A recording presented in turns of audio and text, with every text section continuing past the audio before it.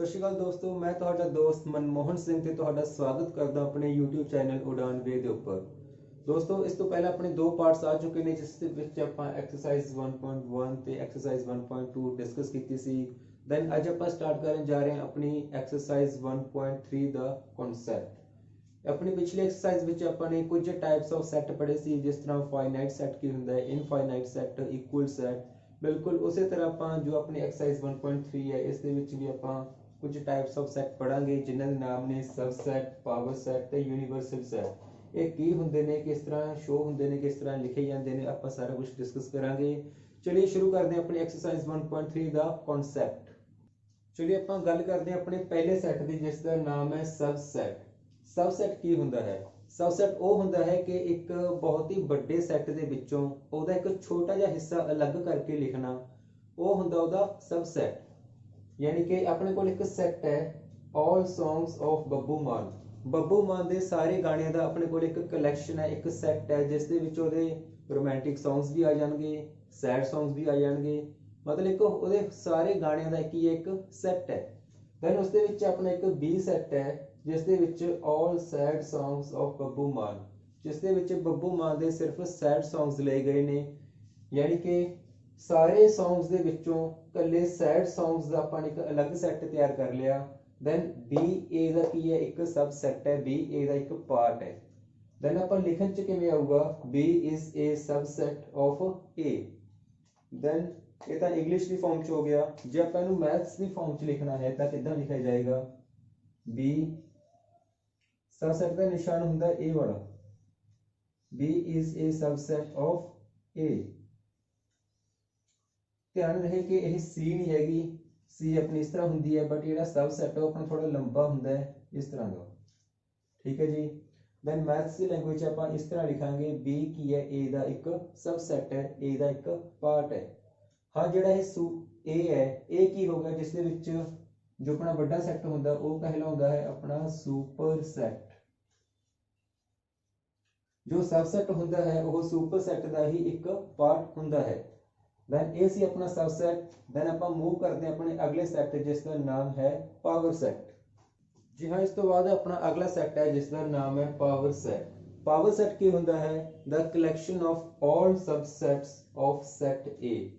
Set A दे सारे collection, यानी कि सैट ए दे विच जिन्ने भी एलीमेंट्स ने उन्हां एलीमेंट्स तो आपां किन्ने सबसेट बना सकते हैं, उन्हां सारे सबसेट्स दे कलैक्शन नूं कहा जाता है पावर सैट। ठीक है जी। तो इसकी आप एक एग्जाम्पल लैने अपने को एक सैट है ए जिस अपने को सिर्फ 3 एलीमेंट्स ने 1 2 ते 3। हुण इस सैट के आप किन्ने सबसैट्स बना सकते हैं, जिन्ने भी सबसैट्स बन सकते हैं वो सारे सारे की होंगे पावर सैट होंगे किस दे, सैट ए दे। इस दे विचों आप एक फर्स्ट एलीमेंट है 1, ਇਹਦਾ भी एक अलग सैट बना सकते हैं, 2 का भी अलग सैट बना सकते हैं, 3 का भी बना सकते हैं। हाँ, 2 इकट्ठे एलीमेंट्स का भी सैट बना सकते हैं, 2 ते 3 का भी बन सकता है, इसी तरह 1 ते 3 का भी बन सकता है। तो सारे के सारे एलीमेंट्स का भी एक जो सैट है वो अलग बन सकता है। हो सकता है इन्हां विचों मैं कोई भी एलीमेंट्स ना लवां, एम्पटी सैट का भी एक सैट बन सकता है। दैन ये सारे सैट्स नूं मैं एक बॉक्स के विच बंद करदा। दैन ये अपना की हो गया, एक पावर सैट हो गया किसदा, सैट ए दा। यानी कि जिन्ने भी पॉसिबल नंबर ऑफ सैट्स बन सकते हैं वो सारे के सारे की होंगे अपने पावर सैट होंगे। जे अपने ये देखना होवे कि इस दे किन्ने सैट बन सकते हैं तो एक फॉर्मूला भी अपने को हैगा, टू दी पावर एन। यानी कि एन की अपना number of elements, number of elements किन्ने ने, 1 2 3 ने। Then to the power 3, to the power 3 कितना हो गया कि अपना 8 हो गया। दैन अपने को 8 सबसेट्स ने जिहड़े होणगे 1 2 3 4 5 6 7 ते 8। हाँ जी, 8 ही सबसेट्स होणगे। ये फॉर्मूला चेक करने दे लई कि इस सैट दे किन्ने सबसेट बन सकते हैं। तो चलिए आप मूव करते हैं अपने नैक्सट सैट जिसका नाम है यूनिवर्सल सैट। दैन इस तो बाद अपना अगला सैट है यूनिवर्सल सैट। यूनिवर्सल सैट का मीनस जिस दे विच सारे एलीमेंट्स होण जिन्ने भी उहदे विच हो सकते हैं। तो सब तो पहले इन्हू डिनोट किया जाता है यू दे नाल। फॉर एग्जाम्पल अपने को एक यूनिवर्सल सैट है मंथ्स ऑफ ईयर। हुण आपां सब नूं पता है कि एक ईयर दे विच 12 मंथ ही हुंदे ने, 12 ਤੋਂ ਜ਼ਿਆਦਾ ਨਹੀਂ ਹੋ ਸਕਦੇ। ਯਾਨੀ ਕਿ ਇਹ ਆਪਣੇ ਆਪ 'ਚ ਇੱਕ ਯੂਨੀਵਰਸਲ ਸੈੱਟ ਹੈ ਕਿ ਇਸ ਤੋਂ ਬਾਅਦ ਬਾਹਰ ਕੁਝ ਹੋ ਹੀ ਨਹੀਂ ਸਕਦਾ, 12 ਤੋਂ ਜ਼ਿਆਦਾ ਮੰਥਸ ਹੋ ਹੀ ਨਹੀਂ ਸਕਦੇ। ਠੀਕ ਹੈ ਜੀ, ਜੋ ਮਤਲਬ ਸਾਰੇ ਦੇ ਸਾਰੇ ਐਲੀਮੈਂਟਸ ਜਿਸ ਦੇ ਵਿੱਚ ਹੋਣ ਉਹ ਆਪਣਾ ਹੁੰਦਾ ਹੈ ਯੂਨੀਵਰਸਲ ਸੈੱਟ। ਤੇ ਆਪਣੇ ਕੋਲ ਇੱਕ ਹੋਰ ਸੈੱਟ ਹੈ ਜਿਸ ਦੇ ਵਿੱਚ ਆਪਣੇ ਕੋਲੇ 3 ਮੰਥ ਨੇ, ਮਾਰਚ, ਅਗਸਤ ਤੇ ਨਵੰਬਰ। ਹੁਣ ਆਪਾਂ ਨੇ ਦੱਸਣਾ ਕਿ ਇਹ ਇਹਦਾ ਸਬਸੈਟ ਹੈ ਜਾਂ ਨਹੀਂ ਹੈ। ਹਾਂਜੀ, ਤਿੰਨੋਂ ਮਹੀਨਿਆਂ ਦੇ ਨਾਮ ਨੇ ਤੇ ਤਿੰਨੋਂ ਮਹੀਨੇ ਮੰਥਸ ਆਫ ਈਅਰ ਦੇ ਵਿੱਚ ਆਉਂਦੇ ਹੀ ਆਉਂਦੇ ਨੇ। ਦੈਨ ਇਹ ਕੀ ਹੈ, ਇਹ ਇੱਕ ਸਬਸੈਟ ਹੈ ਕਿਹਦਾ, ਯੂਨੀਵਰਸਲ ਸੈੱਟ ਦਾ। ਦੈਨ ਲਿਖਾਂਗੇ ਕਿਵੇਂ ਆਪਾਂ, A is a subset of universal set। ਇੱਥੇ ਇੱਕ ਗੱਲ ਨੋਟ ਕਰਿਓ, ਤੇ ਇੱਕ ਸੁਪਰ ਸੈੱਟ ਤੇ ਯੂਨੀਵਰਸਲ ਸੈੱਟ ਦੇ ਵਿੱਚ ਫਰਕ ਕੀ ਹੈ। ਹੁਣ ਤੁਸੀਂ ਕਹੋਗੇ ਕਿ ਸੁਪਰ ਸੈੱਟ ਵਿੱਚ ਵੀ ਸੇਮ ਕਹਾਣੀ ਸੀਗੀ ਤੇ ਯੂਨੀਵਰਸਲ ਸੈੱਟ ਵਿੱਚ ਵੀ ਸੇਮ ਹੈ। ਡਿਫਰੈਂਸ ਇਹ ਹੈ ਕਿ ਯੂਨੀਵਰਸਲ ਸੈੱਟ ਆਪਣੇ ਆਪ ਦੇ ਵਿੱਚ ਇੱਕ ਕੰਪਲੀਟ ਸੈੱਟ ਹੈ। ਹੁਣ ਇੱਕ ਸੁਪਰ ਸੈੱਟ ਆਪਣੇ ਕੋਲੇ ਹੁੰਦਾ, ਮੰਨ ਲਓ ਸੁਪਰ ਸੈੱਟ ਦੇ ਵਿੱਚ ਆਪਣੇ ਕੋਲੇ ਕੁਝ ਐਲੀਮੈਂਟਸ ਹੁੰਦੇ ਜਿਸ ਤਰ੍ਹਾਂ ਕਿ ਮਾਰਚ, ਅਪ੍ਰੈਲ, ਅਗਸਤ, ਨਵੰਬਰ, ਦਸੰਬਰ। ਕੁਝ 5 ਮਹੀਨਿਆਂ ਦੇ ਨਾਮ ਹੁੰਦੇ ਤੇ ਤਿੰਨੋਂ ਇਸ ਦੇ ਵਿੱਚ ਆਉਂਦੇ ਨੇ, ਮਾਰਚ ਵੀ ਆਉਂਦਾ ਹੈ, ਅਗਸਤ ਵੀ ਆਉਂਦਾ ਹੈ ਤੇ ਨਵੰਬਰ ਵੀ ਆਉਂਦਾ ਹੈ। ਦੈਨ ਇਹ ਕੀ ਹੈ, ਇਹਦਾ ਇੱਕ ਸਬਸੈਟ ਹੈ। यानी कि कुछ एलिमेंट्स ने, कुछ एलिमेंट्स ਦੇ ਵਿੱਚੋਂ ਇਹ ਕੁਝ ਪਾਰਟ ਕੱਢਿਆ ਗਿਆ ਹੈਗਾ, ਇਹ ਆਪਣਾ ਕੀ ਹੈ, ਇੱਕ ਸੁਪਰ ਸੈੱਟ ਹੈ। ਬਟ ਯੂਨੀਵਰਸਲ ਸੈੱਟ ਕੀ ਹੈ, ਕੰਪਲੀਟ, ਯਾਨੀ ਕਿ ਜਿੰਨੇ ਮਹੀਨੇ ਹੁੰਦੇ ਨੇ ਸਾਰੇ ਦੇ ਸਾਰੇ ਮਹੀਨੇ ਇਸ ਦੇ ਵਿੱਚ ਆਉਣਗੇ ਜੀ। ਬਟ ਇੱਕ ਸੁਪਰ ਸੈੱਟ ਦੇ ਵਿੱਚ ਕੁਝ ਐਲੀਮੈਂਟਸ ਹੁੰਦੇ ਨੇ, ਉਹਨਾਂ ਐਲੀਮੈਂਟਸ ਦੇ ਵਿੱਚੋਂ ਇੱਕ ਪਾਰਟ ਕੱਢਿਆ ਜਾਂਦਾ ਹੈ ਜਿਸ ਨੂੰ ਆਪਾਂ ਕਹਿੰਦੇ ਆ subset. that is the difference between superset and universal set। I hope ਤੁਹਾਨੂੰ ਅੱਜ ਦਾ ਕਨਸੈਪਟ ਕਲੀਅਰ ਹੋਇਆ ਹੋਵੇਗਾ। ਆਪਾਂ ਨੇ ਤਿੰਨ ਤਰ੍ਹਾਂ ਦੇ ਸੈੱਟ ਪੜ੍ਹੇ ਨੇ, ਸਭ ਤੋਂ ਪਹਿਲਾਂ subset, second is power set and third one is universal set. Then ਇਸ ਤੋਂ ਬਾਅਦ ਆਪਾਂ ਸਟਾਰਟ ਕਰਦੇ ਹਾਂ ਆਪਣੀ ਐਕਸਰਸਾਈਜ਼ 1.3। ਦੈਨ ਸ਼ੁਰੂ ਕਰਦੇ ਹਾਂ ਆਪਣੀ ਐਕਸਰਸਾਈਜ਼ 1.3 ਦਾ ਫਰਸਟ ਕੁਐਸਚਨ, ਜਿਸ ਦੇ ਵਿੱਚ ਆਪਾਂ ਨੂੰ ਕਿਹਾ ਗਿਆ ਹੈ ਕਿ ਜੋ ਆਪਾਂ ਨੂੰ ਐਲੀਮੈਂਟਸ ਦਿੱਤੇ ਗਏ ਨੇ, ਕੁਝ ਸੈੱਟ ਦਿੱਤੇ ਗਏ ਨੇ, ਇਹ ਦੂਸਰੇ ਵਾਲੇ ਦਾ ਸਬਸੈਟ ਹਨ ਜਾਂ ਨਹੀਂ ਹਨ। ਚਲਿਏ ਫਰਸਟ ਕੁਐਸਚਨ ਦੇਖਦੇ ਹਾਂ। ਇੱਕ ਸੈੱਟ ਹੈ ਜਿਸ ਦੇ ਵਿੱਚ 2 3 4 ਆਪਾਂ ਨੂੰ ਤਿੰਨ ਐਲੀਮੈਂਟਸ ਗਿਵਨ ਨੇ। ਦੈਨ ਇਸ ਦੇ ਵਿੱਚ 1 2 3 ਐਂਡ 4 5। ਹੁਣ ਆਪਾਂ ਨੇ ਦੇਖਣਾ ਕਿ 2 3 4 ਇਸ ਦੇ ਵਿੱਚ ਹੈ ਜਾਂ ਨਹੀਂ ਹੈ। ਜੀ ਹਾਂ, 2 3 4 ਇਸ ਦੇ ਵਿੱਚ ਹੈ, ਯਾਨੀ ਕਿ ਇਹ ਇਸ ਦਾ ਸਬਸੈਟ ਹੈ। ਦੈਨ ਆਪਾਂ ਇਸ ਨੂੰ ਡਿਨੋਟ ਕਰਾਂਗੇ ਇਸ ਤਰੀਕੇ ਦੇ ਨਾਲ। ਦੈਨ ਇਸ ਤੋਂ ਬਾਅਦ ਆਪਣਾ next question, A B C ਇੱਕ ਸੈੱਟ ਹੈ, दूसरी साइड B C D है जी। A इस दे विच है बट A इस दे विच नहीं है, देन यह इहदा सबसेट B नहीं है। देन ਆਪਾਂ डिनोट करांगे इस तरह। इस तो बाद अपना नेक्स्ट क्वेश्चन है, X is a student of class 11th of your school। X की एक स्टूडेंट है 11th क्लास ਦਾ जो कि ਤੁਹਾਡੇ ਸਕੂਲ ਵਿੱਚ ਪੜ੍ਹਦਾ ਹੈ। दूसरी साइड है X is a student of your school। दूसरी साइड किया गया कि X जो स्टूडेंट है जो ਤੁਹਾਡੇ ਸਕੂਲ ਵਿੱਚ ਪੜ੍ਹਦਾ ਹੈ। ਹਾਂਜੀ, ਸਕੂਲ ਦੇ ਵਿੱਚ ਕਾਫੀ ਕਲਾਸਿਸ ਹੁੰਦੀਆਂ ਨੇ, 1st ਤੋਂ ਲੈ ਕੇ 12th ਤੱਕ, ਤਾਂ 11th ਕਲਾਸ ਵੀ ਸਕੂਲ ਦੇ ਵਿੱਚ ਆਉਂਦੀ ਹੈ। ਦੈਨ ਇਹ ਵੀ ਇਹਦਾ ਕੀ ਹੈ, ਇੱਕ ਸਬਸੈਟ ਹੈ। ਇਹ ਵੀ ਇਹਦਾ ਇੱਕ ਛੋਟਾ ਇੱਕ ਪਾਰਟ ਹੈ ਸੁਪਰ ਸੈੱਟ ਦਾ ਜਾਂ ਕਹ ਲਓ ਯੂਨੀਵਰਸਲ ਸੈੱਟ ਦਾ। ਇਸ ਤੋਂ ਬਾਅਦ X is a circle in the plane। X ਇੱਕ ਸਰਕਲ ਹੈ, ਕੋਈ ਵੀ ਇੱਕ ਪਲੇਨ ਹੈ, ठीक है जी, उसके ऊपर एक सर्कल ड्रॉ किया होएगा। दूसरी साइड कह रहे ने X is a circle in the same plane with radius 1 unit। वही सेम प्लेन ते एक सर्कल ड्रॉ किया हुआ है जिसका रेडियस सिर्फ 1 सेंटीमीटर है, मतलब 1 यूनिट रेडियस है, और सिर्फ 1 यूनिट ही रेडियस है। बट उरे अपन को सर्कल कहा गया, कोई रेडियस नहीं। हुण सर्कल का रेडियस 1 तो छोटा भी हो सकता है 1 तो बड़ा होवे। दैन यह इसका सबसेट नहीं हैगा क्योंकि यह एक छोटा पार्ट है, एक बड़ा पार्ट है। बड़ा पार्ट कदे भी छोटे पार्ट का सबसेट नहीं हो सकता। Then it is not a subset of first set. तो बाद अपना फिफ्थ क्वेश्चन है, X is a triangle in a plane. दूसरी साइड है X is a rectangle in a plane. हुण एक साइड ट्रायंगल है, दूसरी साइड रेक्टेंगल है। ट्रायंगल 3 साइडेड वाली हुंदी है, रेक्टेंगल 4 साइड वाली। ट्रायंगल ते रेक्टेंगल का कोई आपस मेल ही नहीं हैगा, देन ਇਹਦਾ सबसेट भी कितना हो सकती है, it is not a subset of other set. उस तो बाद X is an equivalent triangle in a plane। X की एक equivalent triangle है प्लेन दी। equivalent triangle यानी कि उस ट्रायंगल ਦੀਆਂ ਤਿੰਨੋਂ साइड्स की ने बिल्कुल सेम ने। दैन दूसरी साइड है x is a triangle in the same plane, x एक ट्रायंगल है। ਹੁਣ ਆਪਾਂ ਨੂੰ ट्रायंगल ਕੀ ਹੈ, ਹੁਣ ट्रायंगल कोई भी हो सकती है, आइसोस्केलस हो सकती है, इक्विलेटरल हो सकती है, स्काइलिन हो सकती है, यानी कि ट्रायंगल ਦੇ ਵਿੱਚ ਸਾਰੇ ट्रायंगल्स आ ਜਾਣਗੀਆਂ। दैन इक्विवेलेंट ट्रायंगल एक ट्रायंगल ਦਾ ਹੀ ਛੋਟਾ ਪਾਰਟ ਹੈ। दैन ਆਪਾਂ ਕਹਿ ਸਕਦੇ ਹਾਂ ਕਿ it is a subset of other set. Then next, x is an even natural number, x is an integer। और even natural numbers ਕਿਹੜੇ ਹੁੰਦੇ ਆ, 2 4 6 8 10 ਤੇ integers 네ਗੇਟਿਵ ਵੀ ਹੁੰਦੇ ਆ, 0 ਵੀ ਹੁੰਦੀ ਹੈ ਤੇ ਪੋਜ਼ਿਟਿਵ ਵਾਲੇ ਵੀ ਹੁੰਦੇ ਆ। then even natural numbers ਵੀ integers ਦੇ ਵਿੱਚ ਹੀ ਆ ਜਾਂਦੇ, ਇਹ ਵੀ ਇਹਦਾ ਇੱਕ ਸਬਸੈਟ ਹੈ, and it is a subset of other set। then move to second question। second question ਦੇ ਵਿੱਚ ਆਪਾਂ ਨੂੰ ਕਿਹਾ ਗਿਆ ਕਿ ट्रू और फॉल्स दसो। ये अपनी ट्रू फॉल्स ने अपने दसना केड़ा ट्रू है केड़ा फॉल्स है। दैन फर्स्ट कहंदा है अपने को एक सेट है ए बी, दैन दूसरी साइड है बी सी ए।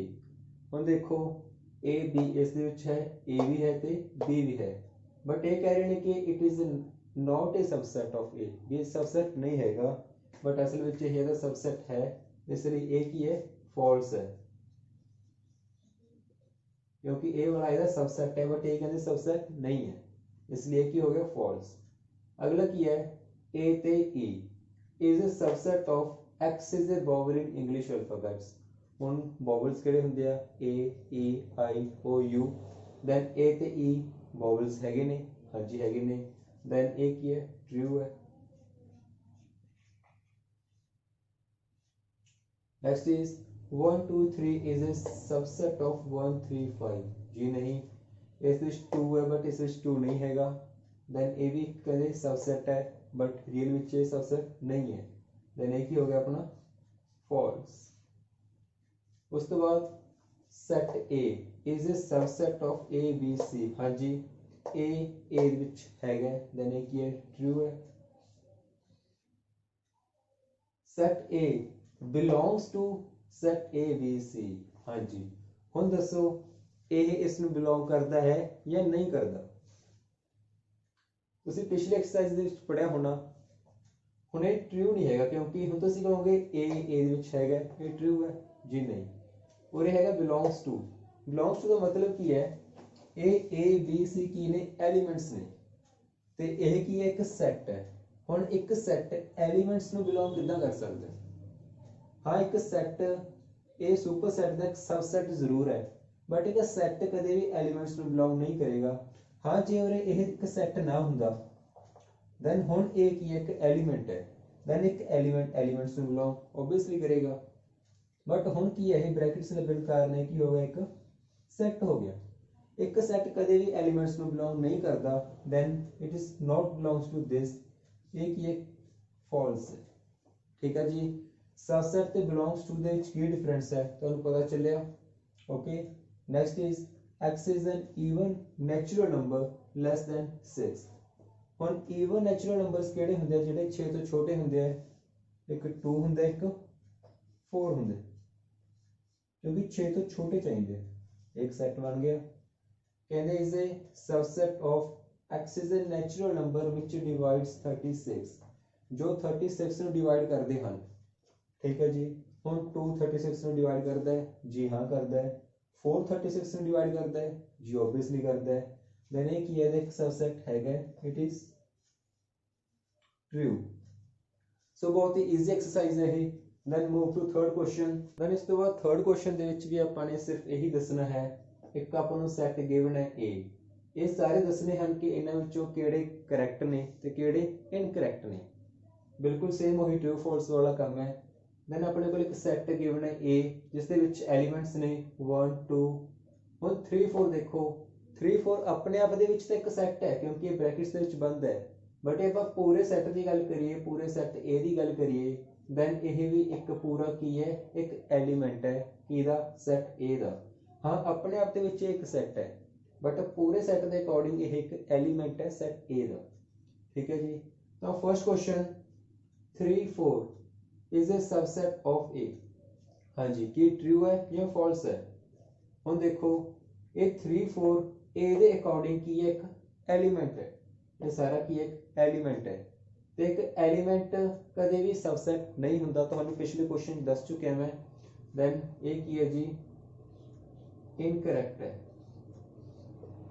ਠੀਕ ਹੈ।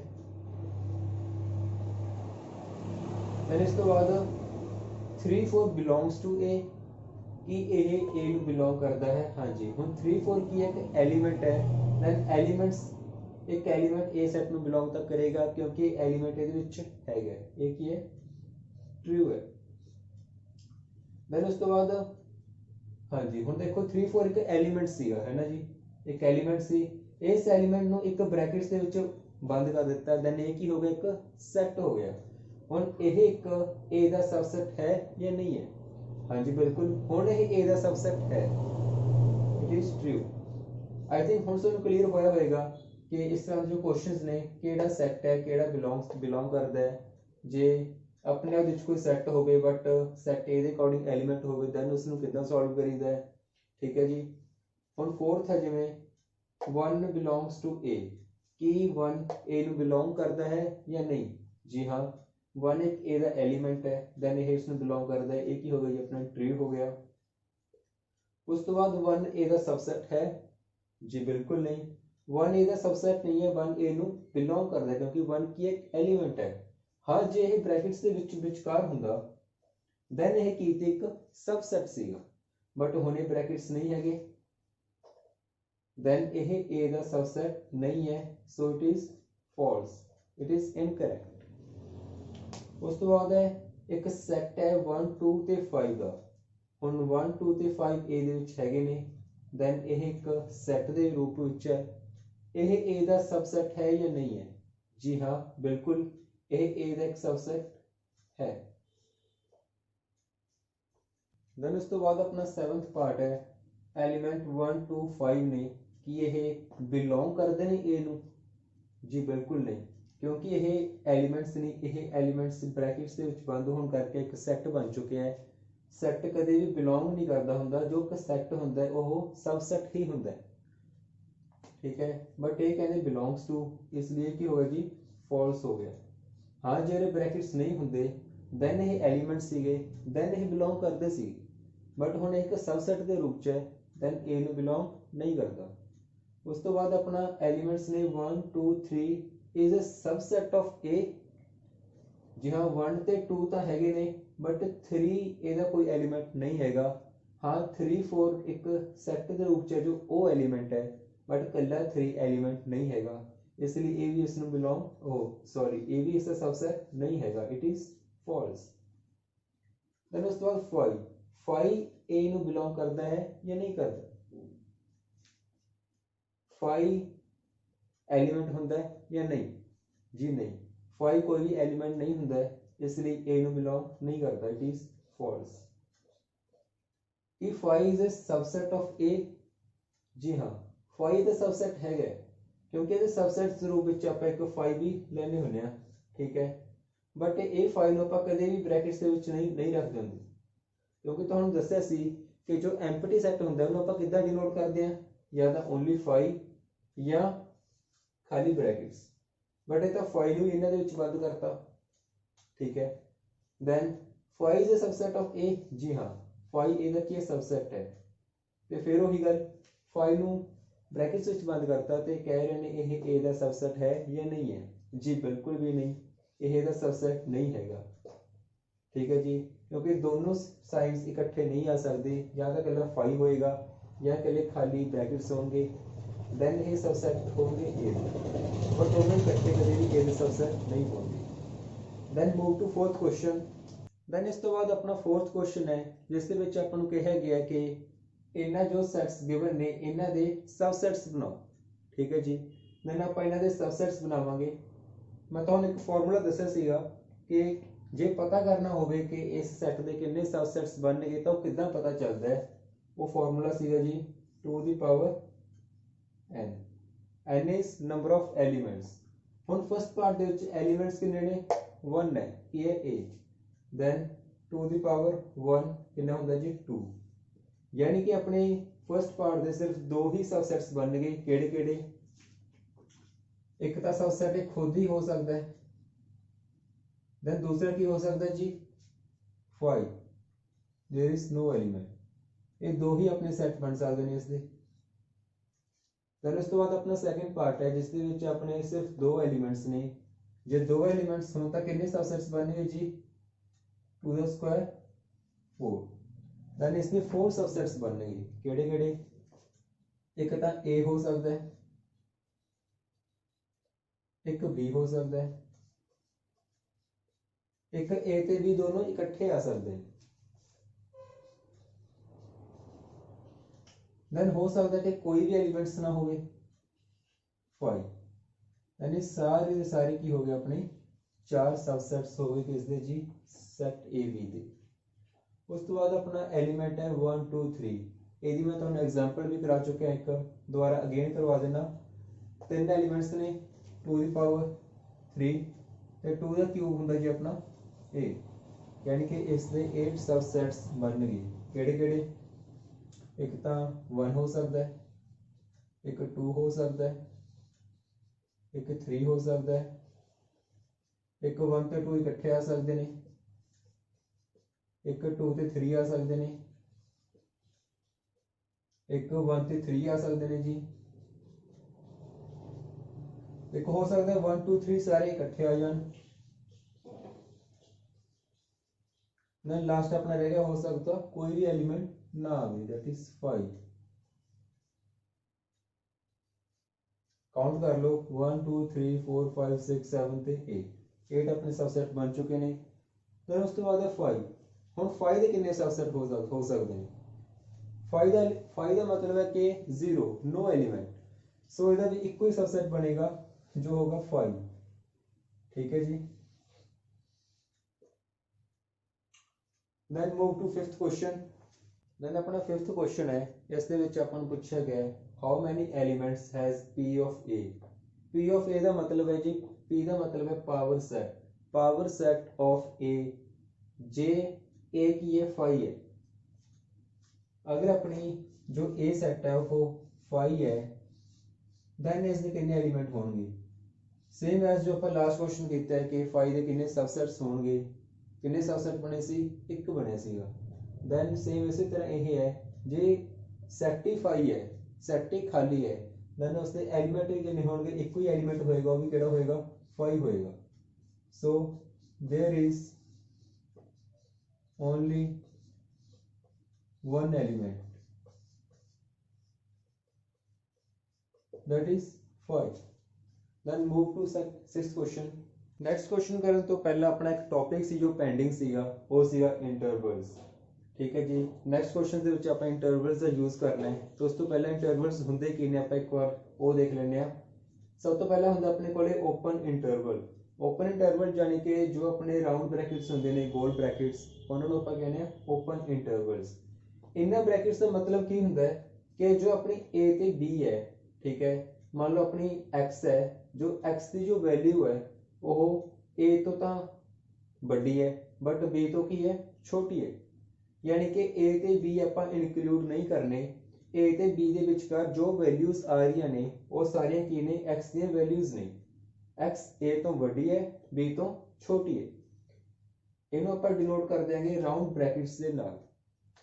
ਉਸ ਤੋਂ ਬਾਅਦ ਆਪਣਾ ਨੈਕਸਟ ਹੈ ਕਲੋਜ਼ ਇੰਟਰਵਲ ਯਾਨੀ ਕਿ ਜੋ ਆਪਣੇ ਸਕੁਆਇਰ ਬ੍ਰੈਕਟਸ ਹੁੰਦੇ ਨੇ ਇਹਨਾਂ ਦਾ ਮੀਨਿੰਗ ਇਹ ਹੁੰਦਾ ਹੈ ਕਿ ਜੋ ਆਪਣੀ x ਦੀ ਵੈਲਿਊ ਹੈ ਉਹ a ਤੋਂ ਵੱਡੀ ਵੀ ਹੈ b ਤੋਂ ਛੋਟੀ ਹੈ ਤੇ a ਦੇ ਵੀ ਇਕੁਅਲ ਹੈ b ਦੇ ਵੀ ਇਕੁਅਲ ਹੋ ਸਕਦੀ ਹੈ।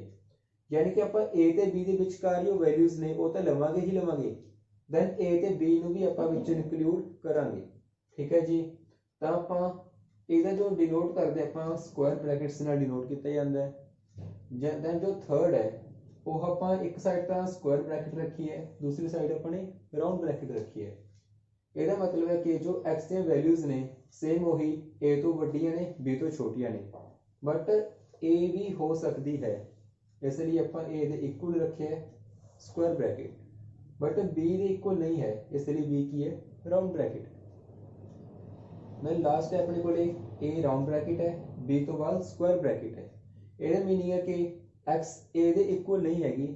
ਹਾਂ a ਤੋਂ ਵੱਡੀ ਹੈ ਬਟ a ਦੇ ਇਕੁਅਲ ਨਹੀਂ ਹੈ ਤੇ b ਤੋਂ ਛੋਟੀ ਹੈ बट बी दे इक्वल है, इसलिए ਆਪਾਂ ਇਹਨੂੰ ਸਕੁਆਇਰ ਬ੍ਰੈਕਟ ਰੱਖਿਆ ਹੈ, ਉਸ ਸਾਈਡ ਰਾਉਂਡ ਬ੍ਰੈਕਟ। ਠੀਕ ਹੈ ਜੀ, ਇਹ ਆਪਣੇ ਕੁਝ ਇੰਟਰਵਲ ਸੀਗੇ 4 ਤਰ੍ਹਾਂ ਦੇ। आई होप ਤੁਹਾਨੂੰ ਕਲੀਅਰ ਹੋਏ ਹੋਣਗੇ। ਦੈਨ ਸਟਾਰਟ ਕਰਦੇ ਹਾਂ ਆਪਣਾ question number 6। Then 6th question ਆਪਣੇ ਕੋਲ, ਇਹਦੇ ਵਿੱਚ ਆਪਣੇ ਕੋਲ ਕੁਝ ਸੈਟ ਬਿਲਡਰ ਫਾਰਮਸ ਨੇ, ਇਹਨਾਂ ਨੂੰ ਆਪਾਂ ਨੇ ਕਨਵਰਟ ਕਰਨਾ ਹੈ ਰੋਸਟਰ ਫਾਰਮ ਦੇ ਵਿੱਚ, ਉਹੀ ਆਪਣੇ ਐਕਸਰਸਾਈਜ਼ 1.1 ਵਾਲਾ ਕੰਮ। ਦੈਨ ਆਪਾਂ ਨੇ ਇਸ ਸੈਟ ਬਿਲਡਰ ਫਾਰਮ ਨੂੰ ਇੱਕ ਇੰਟਰਵਲ ਦੇ ਰੂਪ ਦੇ ਵਿੱਚ ਲਿਖਣਾ ਹੈ, ਇੱਕ ਛੋਟਾ ਜਿਹਾ ਸਿੰਪਲ ਇੰਟਰਵਲ। ਠੀਕ ਹੈ ਜੀ, x ਕੀ ਇੱਕ ਰੀਅਲ ਨੰਬਰ ਹੈ।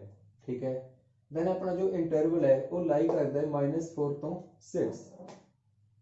ਠੀਕ ਹੈ ਜੀ, ਜੋ ਆਪਣਾ ਇੰਟਰਵਲ ਹੈ ਉਹ ਹੈਗਾ ਆਪਣਾ -4 ਤੋਂ 6। ਦੈਨ ਆਪਣੀ ਜੋ x ਹੈ ਉਹ -4 ਦੇ ਇਕੁਅਲ ਨਹੀਂ ਹੈਗੀ, ਇਸ ਲਈ ਉਰੇ ਰਾਉਂਡ ਬ੍ਰੈਕਟ।